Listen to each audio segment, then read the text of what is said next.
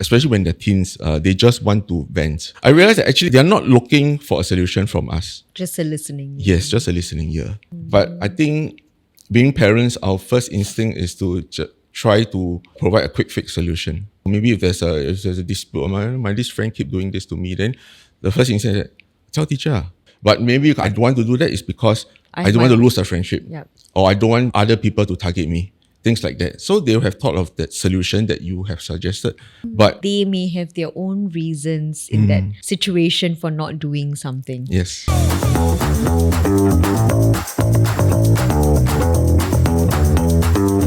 Hello and welcome back to Open House, where every conversation opens a new perspective. In honor of Father's Day, this week's episode is a heartfelt tribute to the dads who show up and in ways big and small. Right? Today we are joined by Mr. Kelvin Ang, the Singapore dad blogger behind Cheekiemonkies and the author of Got Kids Go Where, a guidebook packed with 550 fun family activities to do around Singapore. Kelvin is here to share how embracing the chaos of raising 3 kids sparked a journey of content creation, community building, and countless family adventures. Welcome to Open House, Kelvin. Thank you so much for having me. Yeah. for being here. So let's start right off, right? You are a dad, and this misconception. I don't know, but that you're a stay-at-home dad, but actually you're not. Yeah, I'm not. Yeah, you're not. You're a financial planner, and Yes. you've been for about 25 years now, Yes. right? So perhaps if you could describe, right, what is your role and dynamic as a father, as you would say, because it differs for everyone. Yes. So I don't think I want to see myself just as a dad, but I think in today's age, being a parent, not necessarily just a dad. You are also maybe a part-time coach, a Grab driver, snack provider, and maybe sometimes also you have to do a stand-up comedy as well. Yeah. Although now having teens, they're a pretty tough audience. Right, and you have to compete for the attention of social media. You're also sometimes the family cook, Yeah. Oh, yeah. I forgot about that. counselor, Yes, and that's you right. do everything, right? So now what prompted you to actually, because you see a lot of dads, they may have that flexibility in time, right? Like they may not be working a full-time job or, like yourself, your job, gives you a bit of flexibility. But most fathers may not think that, okay, I want to make the decision to spend that time with my family. What motivated you to do so? I think from a very early point when I just got married, I wanted to be present for my kids. I guess it's partly due to my childhood. I wouldn't say my parents weren't there for me, they were. But at times, because I do understand right now that, my dad had to work very late at some days and I had to go to bed without seeing him come home.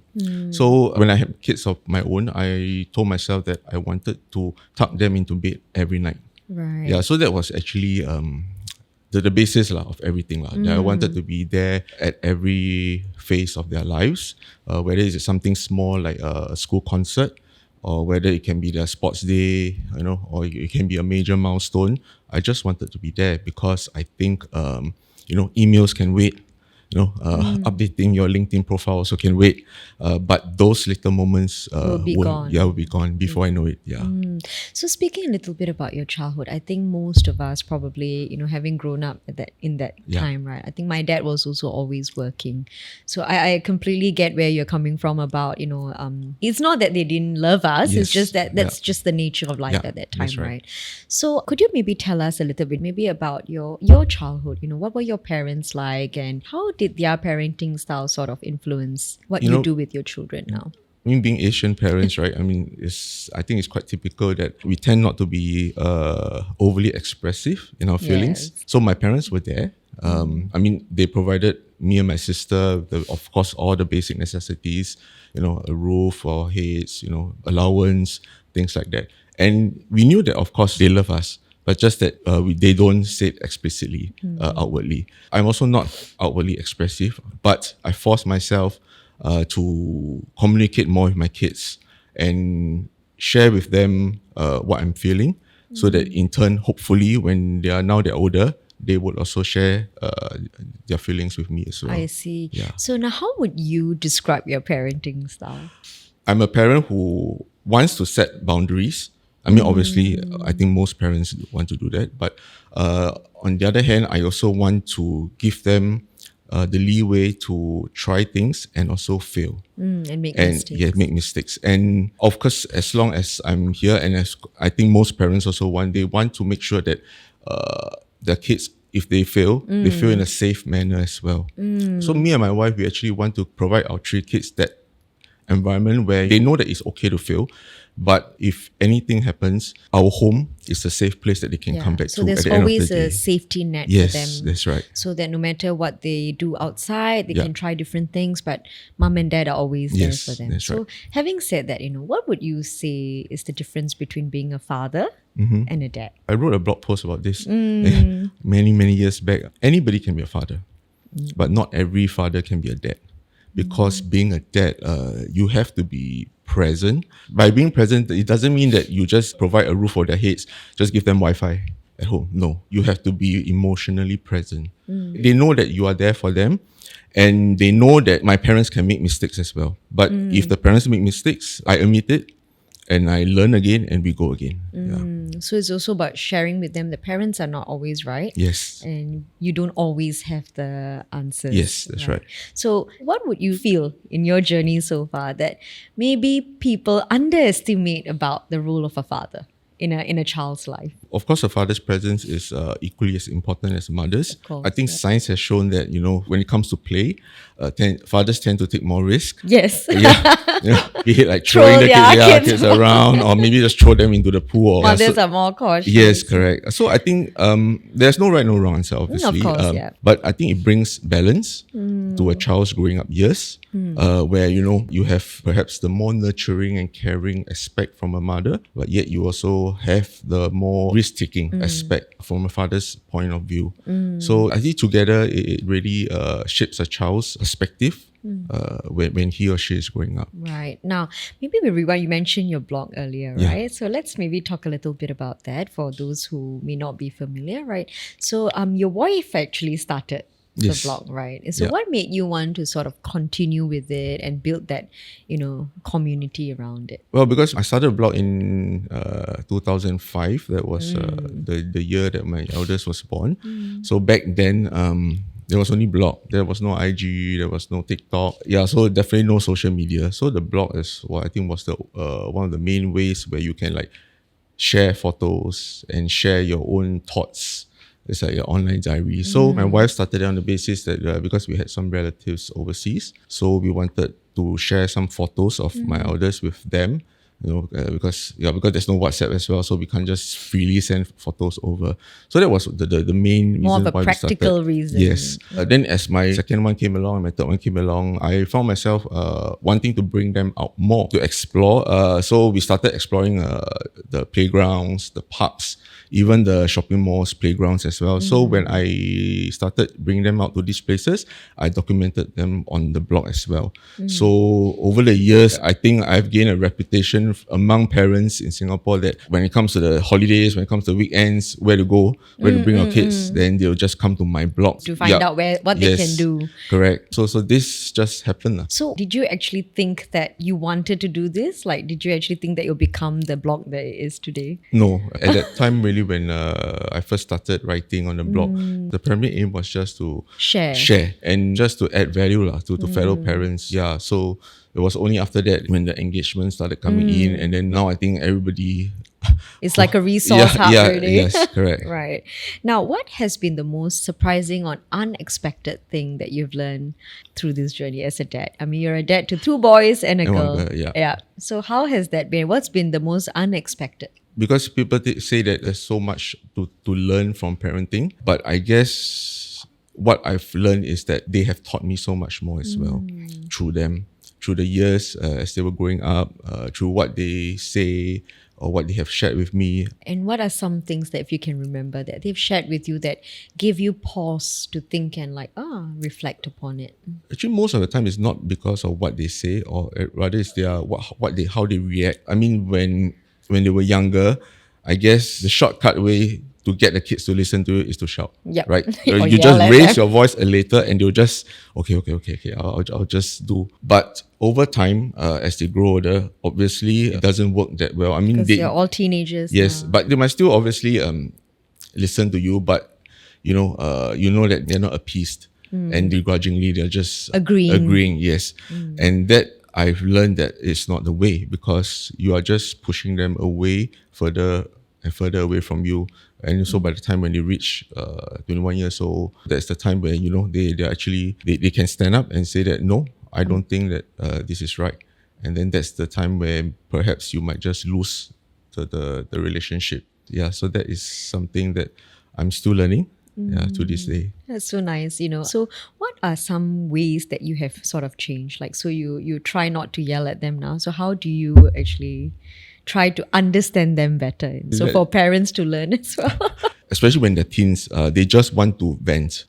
Teenage angst. Yes. So when my kids come to me, especially my daughter comes to me, like trying to rant about her teacher, you know, this teacher don't know how to teach, things like that, right? I realize that actually they're not looking for a solution from us. Just a listening ear. Yes, just a listening ear. But I think being parents, our first instinct is to try to provide a quick fix solution. Protect them. Yes, or maybe if there's a dispute, my this friend keep doing this to me, then the first thing is tell teacher, or just stand up to them and tell them that no, stop doing this. I mean, they would have thought about it, right? They would thought that, okay, maybe I should tell teacher, or maybe I should just But maybe I don't want to do that is because I don't want to lose a friendship, or I don't want other people to target me, things like that. So they would have thought of that solution that you have suggested, but they may have their own reasons in that situation for not doing something. Yes. Right? Like, you know, exactly what you pointed out, because they have this social circle, Yeah. right? Parents are not in that social circle.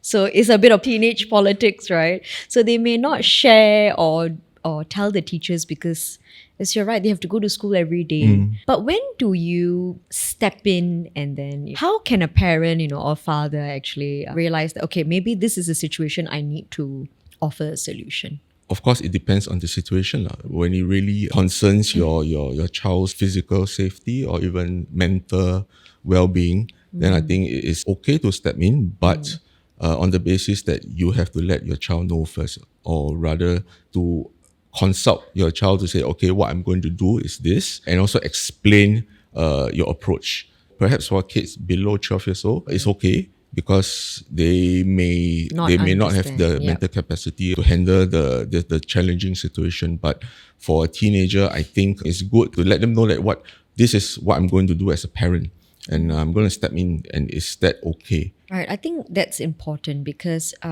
teenagers today, they deal with a lot of things on social media, right? They may get bullied. These are a lot of situations where they may not even share with their parents. But if you have a relationship, like you said, where you have the boundaries, but you're also open to listening to what they may be going through, then I think bullying is probably one of the areas where parents have to be like, okay, I think it's time to step in. So speaking of social media, I mean, we jump ahead a little bit since we're on the topic, right? How do you, sort of have that boundary? Because you share a lot of your children's lives online and things like that. So how do you sort of establish that boundary and sort of protect them at the same time as well? I guess whenever I share something, it has to resonate with fellow parents.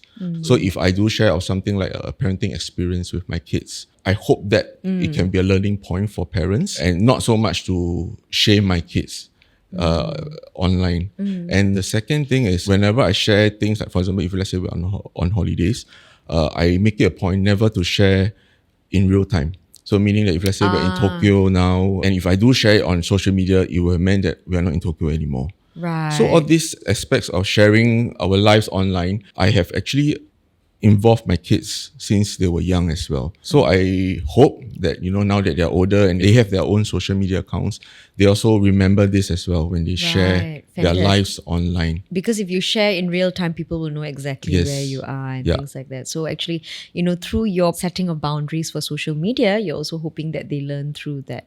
So I think that is something that parents can also learn, because every parent most likely has social media as well. Right. So coming to the next question is, how has it been parenting two boys and your daughter? Because fathers tend to be, I know because my dad has two girls.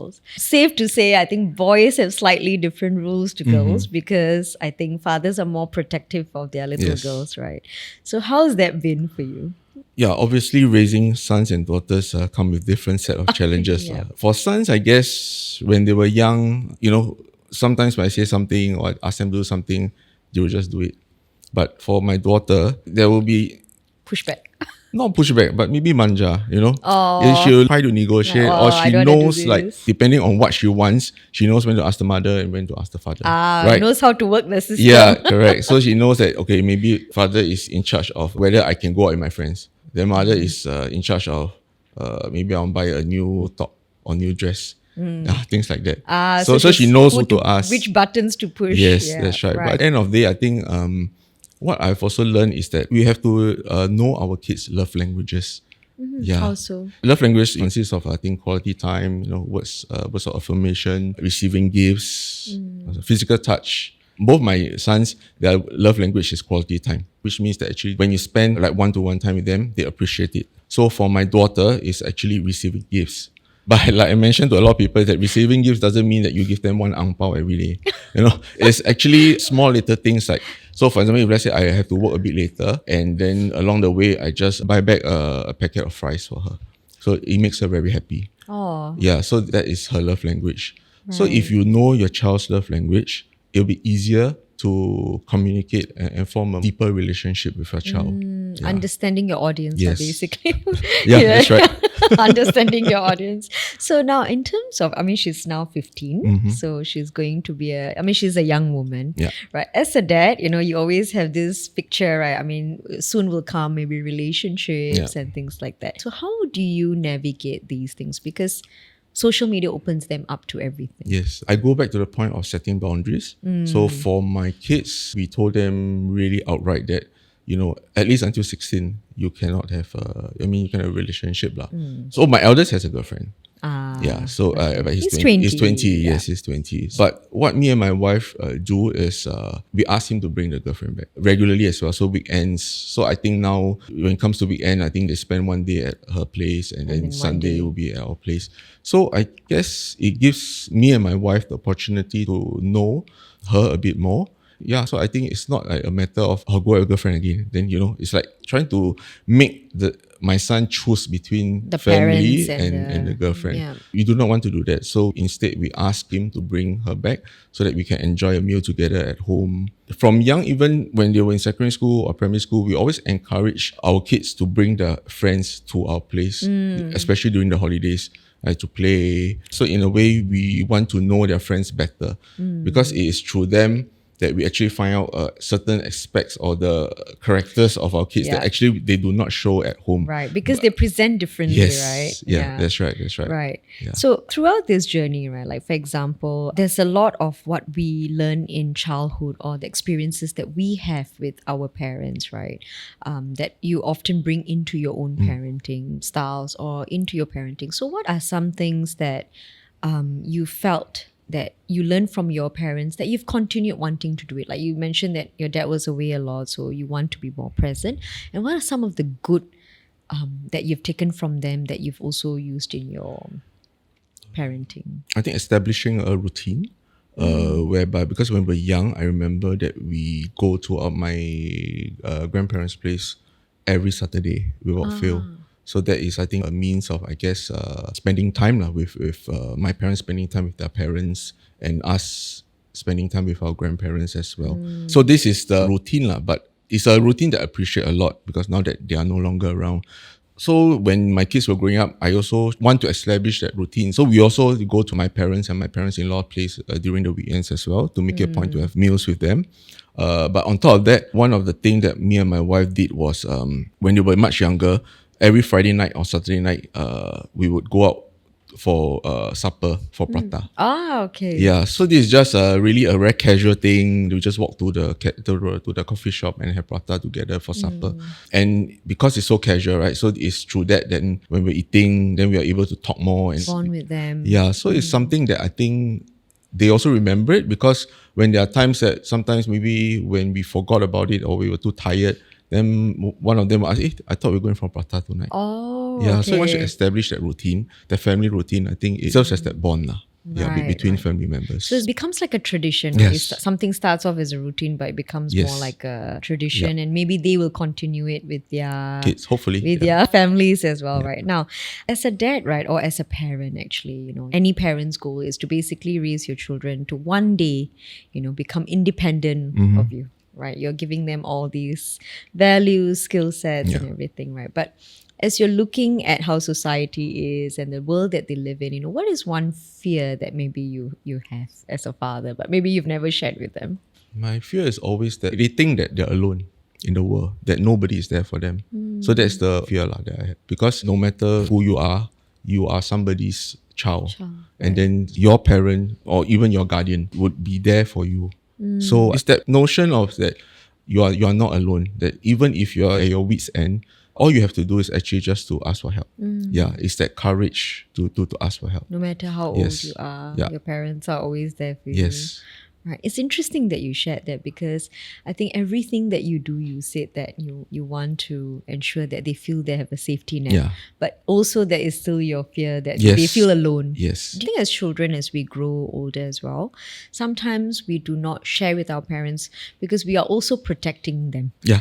Correct. Do you feel sometimes your children do that? Yes, because I think they just want to share the good news, but not the bad news with parents, because I guess they want to maintain the good side and perhaps to a deeper extent not to let you worry. Yeah, so I've got to admit that as a son myself, I don't always share the bad things or the bad news with my parents, right? Because I don't want them to worry. Yeah, so I understand where that's coming from. There's no right, there's no wrong.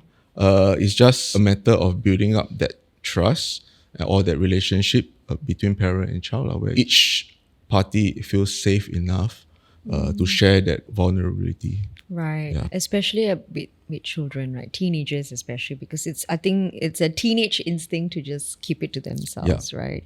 And this is like quite a pivotal period for their lives, I would say, right? As a dad, you would say. So what are some steps, like as a father, right? If you could just share that they can do to encourage that communication. Like you mentioned that, understanding their love language and all that, but sometimes the child would not strike up the conversation. Yes. Right. So how can fathers or even mothers, strike up this conversation with their teenagers? I think the first thing is you don't have to be so proactive in trying to strike up the conversation. Let it happen. Because teens are able to sense it, that you're trying to fish information, and then that's when they climb up and they don't want to share anymore. So the best thing is just to be present physically and emotionally, that they know that even if something bad happens, they won't be judged. Because I think a lot of times when teens, they do something wrong and they do not want to tell parents because they're worried that they'll be judged. It's like, see, I already told you, don't do this, because I told you so, right? Yeah. That, that kind of statements. So because of that, I think that's what holding them back from sharing even more. So there is no quick fix. It doesn't happen overnight because you have to build that trust. You have to build a relationship over time. Right. Yeah. Now, actually, you've just graduated, right? Recently, right? Congrats. Thank you. Could you tell us a little bit more about that? Why did you want to, sort of like further your education? And is it related back to your children as well? Yes. Actually, I did a specialist diploma in youth development and mental wellness with Ngee Ann Polytechnic. So it's actually a 1-year part-time course where I have to attend lessons 1 full day per week. So why I decided to do this specialist diploma is that, I've been doing this Cheekiemonkies social media thing for about 20 years. And over the years, I've shared a lot of my parenting experiences online.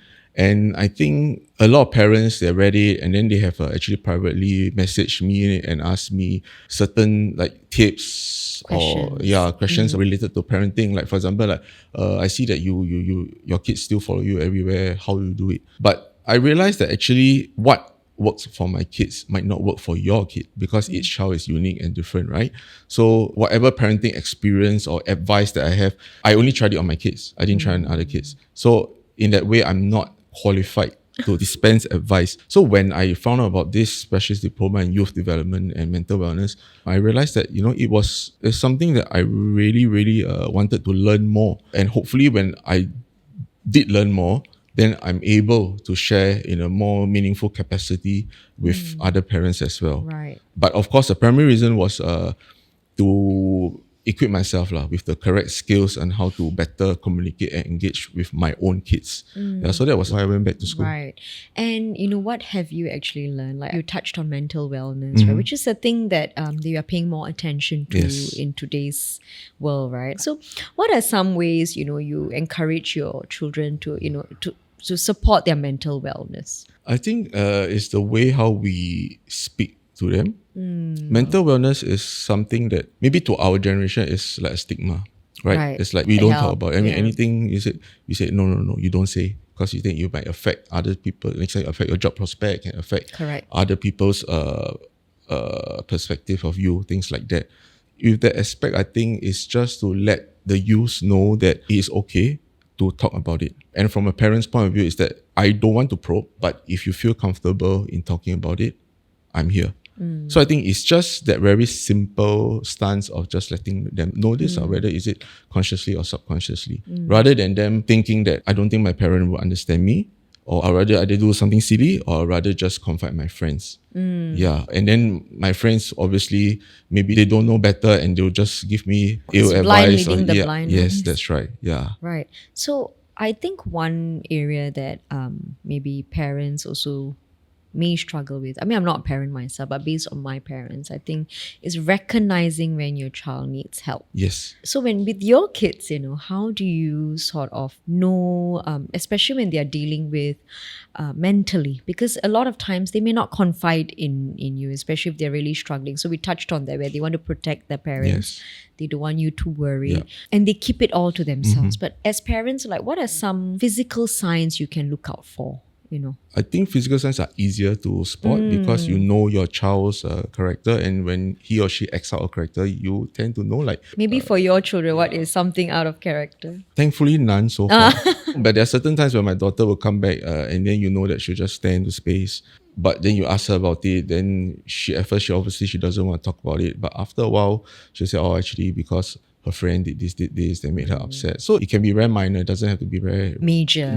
yeah. But I guess as a parent, you know your child best, and you know your child when he or she is acting normally or not. And I think a lot of times when a child is experiencing like difficulties in his or her personal life, I will also go back to the point that you must just let your child know that you are there for him or her. I think that's very important, because through what I learned through my course is that a lot of youths, they think that, the world is all against them, and I cannot even afford to let my parents know, because they'll be so disappointed in me, and it's that kind of mentality. But when a child just knows that my parent is just behind me and they'll accept me and they won't judge me even if I fail big time, I think that is already a very important step forward, really. Speaking of that, right, there are certain things also I think teenagers are exposed to, like things like, I mean, if I can just pick your brain on it as well, like smoking and drinking and things like that. So how do you set those parameters for your children?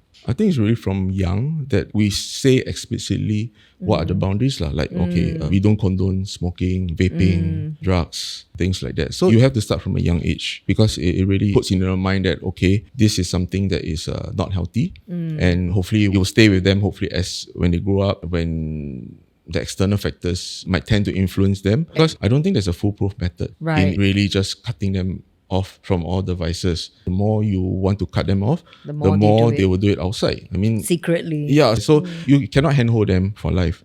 So I think it's the internal moral compass hopefully that parents have inculcated in their kids since young. It's like making the right decisions. Yes. That means even if your friend offers you something, being able to say no confidently. Yeah. So on this Father's Day, I think we've almost come to the end. Thank you so much for sharing all this advice. I think a lot of parents and fathers especially will value it. Right. On this Father's Day, right, two things, right? Number one is, what would you like to say to your children if they're watching this? And number two is, what would you like to say to other parents out there? My kids, I want to say thank you for making me a better dad, really, because I've learned a lot, and I don't think I could be here today as a dad without them teaching me along the way what to do, what not to do. And to other parents, other fathers, and I also shared this on my social media, I think a few months back, that there's this statistic, right, that states that By the time our kids turns 12 years old, right, the time that we spend with them, right, 75% of it is over. How do you mean? Let's say from young all the way to, let's say, to when they are 50, 60 years old. Right. But at the age from 0 to 12, right, It's it's 75% of the time that we spend them. Because after that, they'll be Quite they're independent. leaving the nest, and then you only see them probably once a month, things like that. So only at the first 12 years, they'll be practically like, except for the time they Attached go to you. school, they'll be almost 24 hours, they'll be with us. And by the time when they reach 18 years old, 90% of that time will be over. After 18, because either they go uni or they go out to work, you won't get to see them as often as when they were young, right? So if you bear that in mind, you will cherish the time that you have with your younger kids now. Yeah. And to your wife, what would you like to say? I know it's Father's Day, but it's Yeah. like a tag team, right? Well, to her, I would just like to say that you are actually the MVP of the Wow. family. Really, really. Oh, It's because of her that my kids are as grounded and perhaps happy that they are today, because I mentioned that she's a calming influence in the family, and really, really she is. And in this job known as parenting, right, I wouldn't choose any other partner but her. Yeah. I think that's really nice. It's nice to, because you are a role model to your children as well, right? So when you treat your wife and you appreciate her, I think your sons, hopefully, Hopefully. will treat their partners, and of course your daughter as well. Yeah. And thank you so much, but before I let you go, what is one advice? Like, you've shared a lot today, but what is one advice you would like all fathers to remember when it comes to their children, or to come to their role as a father? You don't have to reply to that work email today. Really. Yeah, that can wait. Right. Yeah. Okay. Thank you so much, Kelvin. Thank you. Okay. And we have come to the end of the episode. Thank you for being with us today. And always remember, for every question you have, there's a guest who has the answers. And if you enjoyed today's episode, please share this, and follow us on our socials for more updates as well. And wishing everyone a happy Father's Day.